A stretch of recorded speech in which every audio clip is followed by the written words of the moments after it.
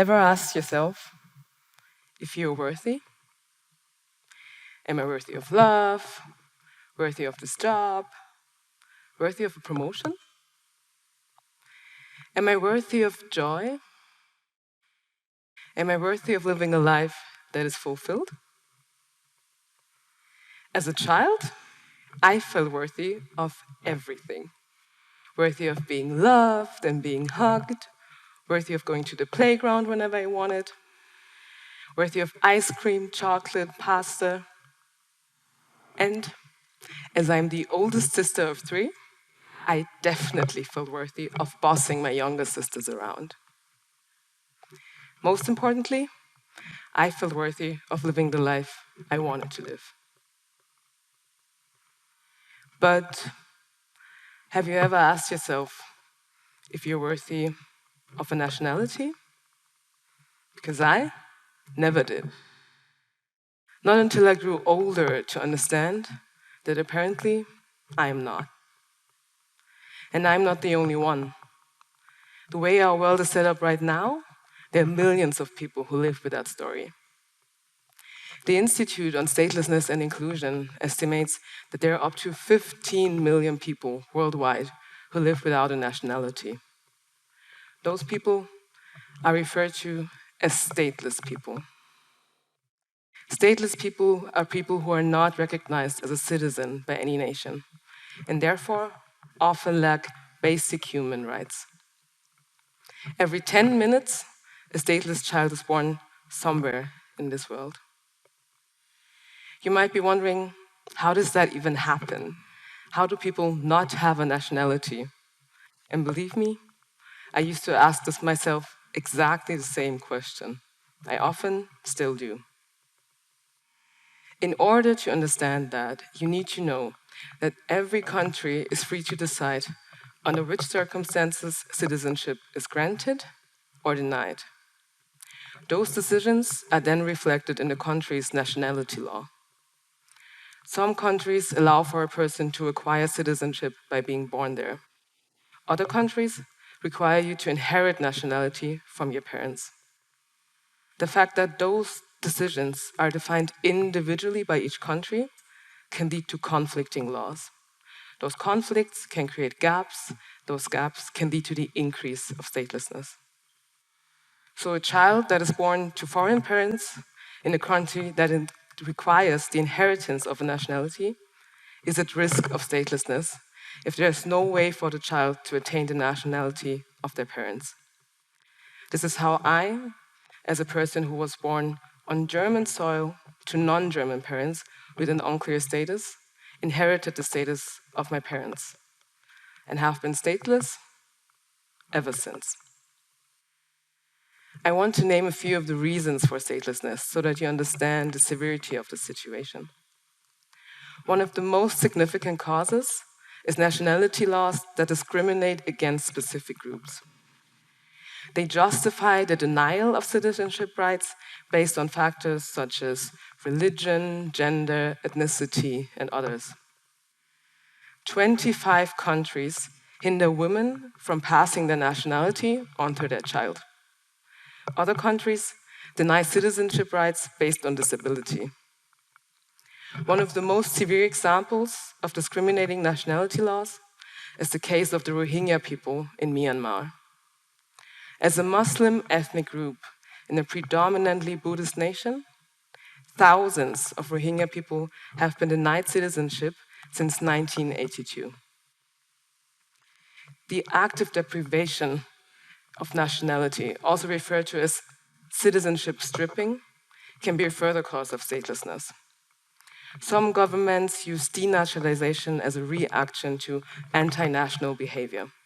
In other cases, citizenship stripping happens after a citizen has lived outside of a country for a specific time period. An historical and questionable example of that is how the Jewish population was stripped of their German nationality during World War II. The non-recognition or dissolution of the state can be another cause. Palestinians make up a large share of the stateless community. Since their country is not recognized by many other nations, A person who is forced to flee from Palestine will suddenly be categorized as stateless when trying to create a better life in another country. And Palestinians are not the only ones affected by that. In the last 3 decades, the number of international migrants has more than tripled. According to the United Nations, 82.4 million people were forced to leave their homes in 2020 due to a global rise in conflicts, violence, and the effects of climate change. Statelessness and migration are not the same thing, yet they are highly intertwined. And the rise in global migration also means a rise in the global questions around nationality. By now, you will have noticed that the reasons for statelessness are manifold. The issue is extremely complex, and it will prevail if nothing is done. What I also want you to know is that statelessness is an invisible trait. You wouldn't recognize a stateless person based on their age, gender, skin color, or language. That is because the reasons for statelessness are as diverse as the countries and situations in which it occurs. Unfortunately, the seeming invisibility of statelessness doesn't account for how visible it actually appears in the lives of those who are affected. Stateless people are often not able to enjoy basic human rights. Depending on the country they live in, they might not be able to go to school, receive medical care, or even open a bank account. On top of that, they're not able to participate in democracy and ask for political change, as they don't have the right to vote. And as they're not entitled to own a passport, they're often not able to travel outside of the country they are based in. This is also why I wasn't allowed to travel outside of Germany for many years. Luckily, at the age of 18, I received a so-called travel document for stateless people. The document states that I'm allowed to enter every country. Unfortunately, as the topic is so unspoken of, it's often hard to find out how exactly I'm allowed to enter those countries. This lack of information led to an unfortunate experience in March 2019, when I decided to travel to Morocco. A few weeks prior to the trip, I started my usual in-depth research in order to find out under which circumstances I would be allowed to lay foot on the Moroccan territory. I reached out to the German immigration office, to the Moroccan embassy, and read through every detail of their tourist website twice. I couldn't find anything referring to stateless people. The German immigration office didn't respond to my messages, and the Moroccan embassy made it very clear that they had never heard about statelessness before. So here I was, forced to rely on my own knowledge about something that was never explained to me in the first place. The tourist website did state that Germans were allowed to enter the country without any additional documents. As my document was issued by German authorities and I had never lived anywhere else, I felt like the German passport was the closest thing for me to compare my own situation to. As a person who was not allowed to travel for the majority of her life, you can only imagine how excited I was for this trip. The big day came and I flew to Marrakesh full of joyful anticipation for this vacation. Unfortunately, when arriving in Morocco, I was confronted with the fact that I was not allowed to enter the country because my documents were not enough, and I would have needed an additional visa.